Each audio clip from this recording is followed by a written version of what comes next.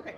Can you, I don't think we've talked to you on the show before. Say and spell your first and last name so the people typing this out get it right. All right. Nathan Jackson, Nathanjackson. And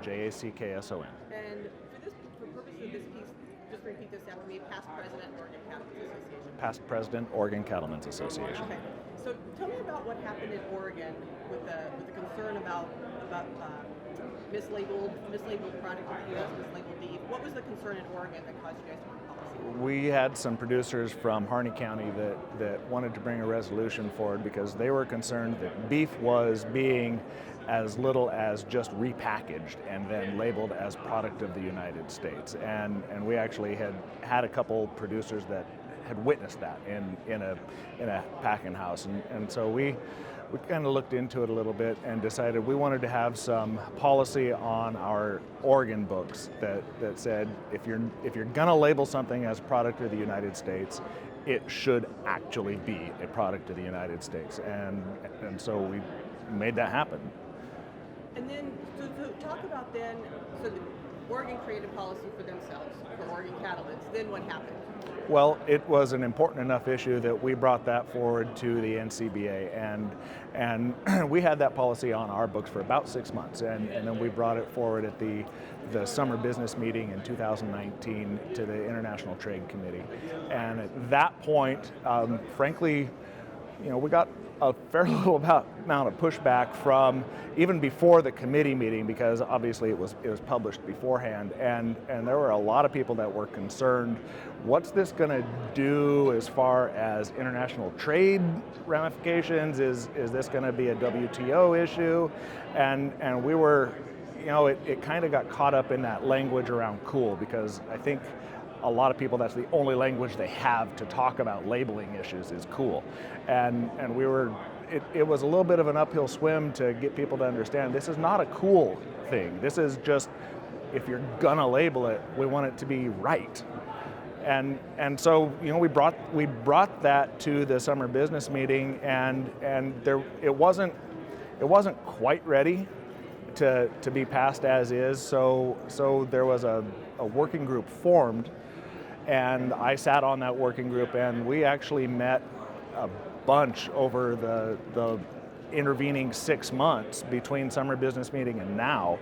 Gene Copenhaver led that group and did a great job of helping us, guide us through where we needed to be to get this to a product that is going to be workable for all of the parties involved, and everybody from a cow-calf guy to a packer to making sure that the international trade implications are satisfied as well. So talk a little bit more about, this is all grassroots producers. I mean, this is all beef. The working group was made up of beef producers that were volunteering their time. Maybe talk a little bit about that and stress that it was, really people giving up their time to make sure that, because this issue was important enough.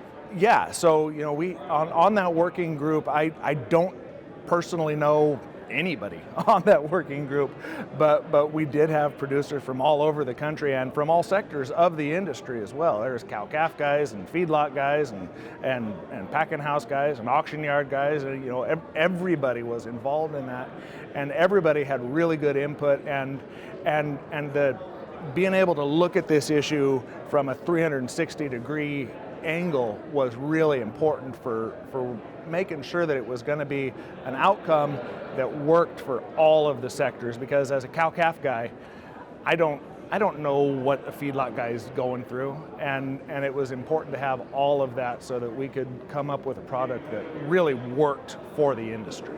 Yeah, and you make a really good point. So again, different question, different soundbite. Why is it important for an organization to have all sectors of the industry represented when they're representing an industry? So, it's important because we're all part of the same value chain, and I know value chain sounds kind of wonky policy kind of deal, but it's the truth. The cow-calf guy depends on the feedlot guy, depends on the packing house guy, depends on the retailer, and it flows up and down, and sometimes one of us gets the short end of the stick, but that short end of the stick kind of comes around and goes around, and it's important for all the sectors of the industry to work together to make sure that we have a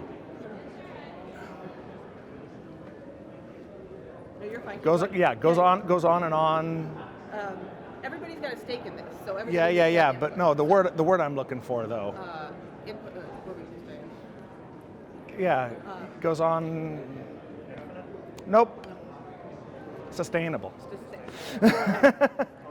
Yeah, that one. Okay. Yeah. Yeah. So it's important that all of the sectors of the industry are healthy, so that we have a sustainable industry, an industry that we can go forward with, and we heard the Secretary of Agriculture yesterday talk about the sustainability, and there's the economic, the social sustainability, and the way of life, the social sustainability that we have, but all of that is driven by this economic sustainability, and if we don't have it, then none of the rest of it can follow.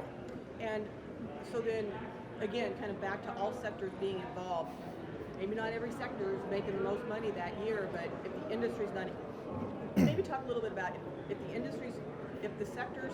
Yeah. You know where I'm Yeah, going yeah. with that, You know, NCBA, I think, is uniquely positioned in the cattle industry, in that all the sectors of the industry are represented here, and they're represented fairly.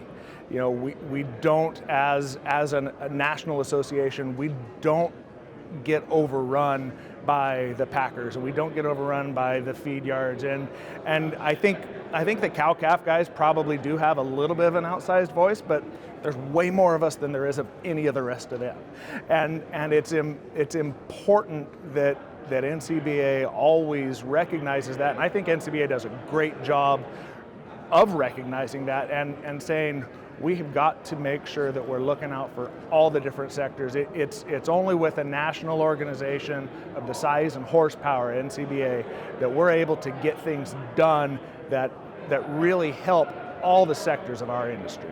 Yeah. And talk about the importance of an association that NCBA provided this path for the grassroots, that there was a path to go down that wasn't regulatory or litigious, that really producers got together, said, here's the problem, maybe talk a little bit about that this was the best way to handle this issue instead of just knee-jerk. Yeah. So because of the context that NCBA has cultivated over the years in all different sectors of government and industry, we were able to go through and really lean on those contacts and make inroads at USDA, especially to say, this is an issue that was brought forward to us from our grassroots producers. What's going on here? And we were able to get feedback that maybe some other folks aren't going to be able to access, just because we have spent so much resources. And when I say resources, it's not just money. I mean, it's time, it's money, it's talent. We've spent all of these things to cultivate these relationships with people that can help make our producers successful. And we were able to pull those cards and say, we're playing this card now because we've got an issue here that is really important to our guys, and we need to make sure that this is done right. So as a grassroots producer, Oregon Cattlemen made up a lot of cow-calf people, grassroots producers. Do you feel that through this process the grassroots voice was heard and addressed, and now that there'll be policy that makes sense? Absolutely. I am very comfortable with the process that we went through here. You know, we completely reworked the language of the resolution. The Oregon resolution is much broader than what's going to come out of international trade today, but the language that's coming out of international trade is going to address that root issue. There's some other things that we can work on at some other point, but what we're getting here today is a product that is successful in my mind. It addresses the issue that Oregon producers are concerned about. It addresses the issues that all of these grassroots producers, because after Oregon brought it up, NCBA leadership went around the country and said, what are you guys hearing about this? And everybody was worried about this. It was a big deal, and it's a perfect example in my mind of how these grassroots issues come up from a county association to a state association to the National Cattlemen's Beef Association, and it's now policy, and it's not only policy, but we're actively working and being successful at at implementing the changes at a regulatory level that are going to make our guys more successful. And how is it more effective to have a policy for NCBA staff to take and work with than maybe some other organizations that have filed petitions or lawsuits? I mean, why is this just a better process to work with the regulators? You know, when you have a policy and you can have a conversation with somebody, and it's not there's no animosity in it. This is our policy. This is what our members have directed us to do. This isn't poking a thumb in somebody's eye and getting them to throw up walls and just pouring money into lawyers. You know, we pour plenty of money into lawyers, but let's be smart about how we're spending those resources that I talked about earlier, the time and the talent, the relationships. Those resources are precious, and we need to make sure that we're spending them the best way that we can and make sure that we're getting the most bang out of our buck on those. Yeah. So then let's talk a little bit about this convention, the Cattle Industry Convention.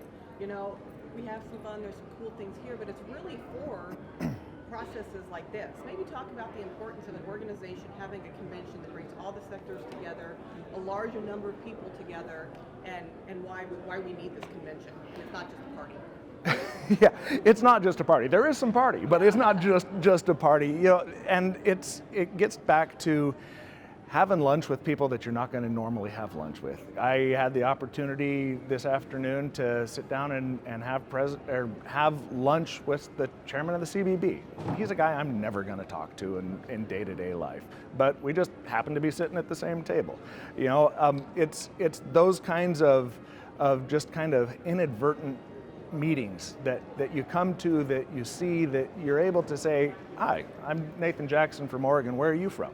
And everybody here wants to shake your hand and tell their story, and we all are from the greatest state in the union, and I tell people that all the time, and they say, "Me too," and it's like, yeah, we all are, but it's the camaraderie, it's making sure that we are in a place where we can understand each other's issues, making sure that we can have that communication and understand, like I said, you know, I'm a cow-calf guy, and I don't really know what the feeder guy's going through, and I don't really know what the packer's going through on that, and being able to get that understanding so that we can come to solutions that are equitable for everybody. Anything else you want to add? No. Okay. I'll let you get into your meeting then.